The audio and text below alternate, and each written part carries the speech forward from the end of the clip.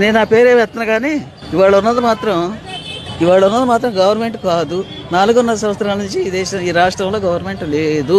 ఉన్నదల్లా ఎవరు అని చెప్పేసి అంటే దోపిడీకి అలవాటు పడినటువంటి బిజినెస్ వర్గం ఉంది. ఆ బిజినెస్ వర్గమే ఇవాళ మనం ప్రజాప్రతినిధులు అనుకుంటున్నాం. అందువల్ల వాడికి ఏ రకమైనటువంటి ప్రజలను పరిపాలించే అర్హత లేదు.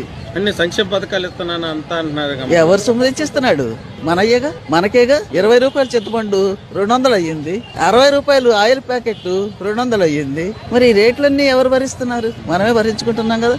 మనకు రాబడేది మరి రాబడి మార్గం లేదు. మార్గాలన్నీ మూసేశారు. ఇసుకతో సగా బొక్కుతున్నారు.